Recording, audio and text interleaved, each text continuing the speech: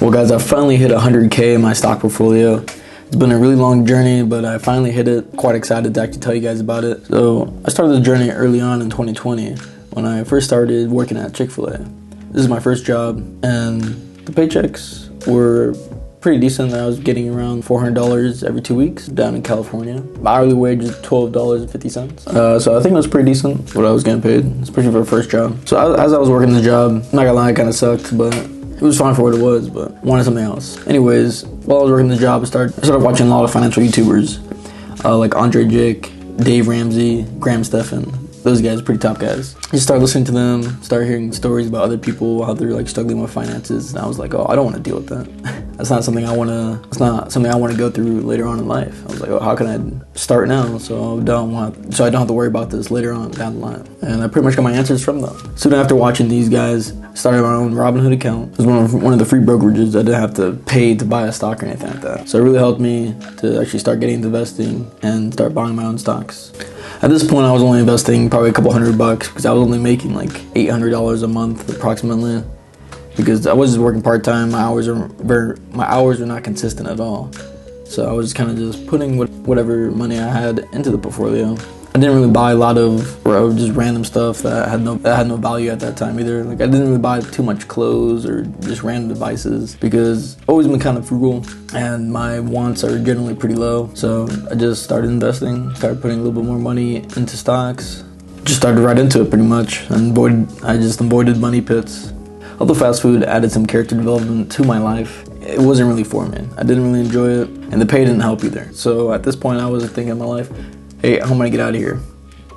I can't be working fast food for the rest of my life, so I could either go to college, possibly get into debt, but at the end of the 4 years, most likely get a pretty decent job. Or I could just go in the military, save a lot of money and learn a skill. I chose to just join the military and start saving a lot of money. I wanted to do something that would allow me to save a lot of money while also learning a skill and not go into too much debt. Mostly because I wanted to get into investing as soon as possible and take advantage of the compound interest effect. So I decided to enlist in the Navy. After I enlisted in 2020, it was a pretty big jump paycheck-wise because I was only working part-time.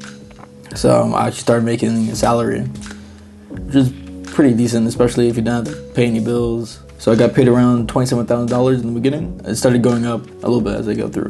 But this really started to ramp up my investments, especially because most of my expenses were still pretty low.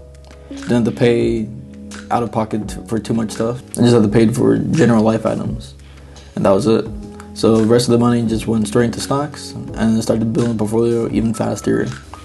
Now fast forward to the middle of 2023, I got promoted, which then skyrocketed my income to $57,000 a year pretty much after taxes. So all that pretty much goes straight into the stock portfolio. My savings rate is pretty high and close to 70%. So I'm able to add a lot, allowing it to grow even faster than what it was growing at before. So now that I have you guys all caught up, now I'm going to tell you what it actually took out of me to build this portfolio to $100,000. And pretty much I like to keep it really simple.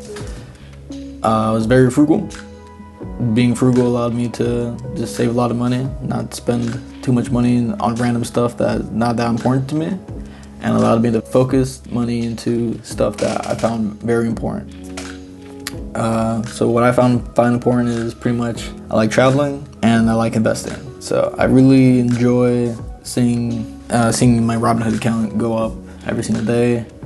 And even when it goes down, I'm still pretty happy because I'm able to put my money into stocks that I have a pretty good feeling that they're going to go back up again. By being frugal as well, also allowed me to have a high savings rate. It kind of goes hand to hand with being frugal. With having a higher savings rate comes being able to reach these higher numbers a lot faster. As you look into different calculators and stuff online, if you obviously put more money in, you're going to get a lot more money out.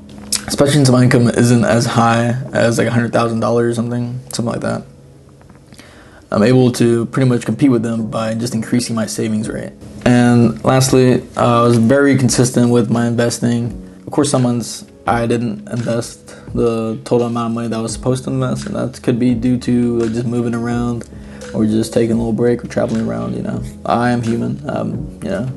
I am human, so I don't just constantly just save and save. But when it wasn't those scenarios, I generally just put all the money into my portfolio. Having a very simple way of investing is pretty important because it allows you to just stick to it. If you're more likely to stick to something because it's easier, then you're more likely to be successful in it. That's why I believe those are the main points that allowed me to actually reach this milestone. Hopefully this can help you in reaching your financial goals. Just keep it simple. As I look back over the past 4 years, it was definitely a slow grind, but it allowed me to build the mindset and discipline that I hold today towards investing. Now that my income has recently doubled, getting to new levels of wealth will be easier. I don't plan on changing my investing style because it works for me, and I do enjoy investing into individual stocks because I believe it's the right amount of risk for me. Although I made saving 100K a really big deal for myself, it's not the end, and I just know that it's just a nice little indicator that tells me that, hey, I'm heading down the right path and I'll get to where I really want to go, which is like just financial freedom. In the previous 4 years, I definitely sacrificed a lot of nights out because it was the financially responsible thing to do. But going forward, if I'm met with a new experience, I'm not going to think twice about it. I'm just going to go head out. I'm just going to go try it out. If I really don't like it, then I know it's not for me. But I probably won't spend money on that experience again. But I'm still in my early 20s, and I should definitely live a little and not just hoard all my earnings and live to save. I gotta live to live. With that being said, road to 250K.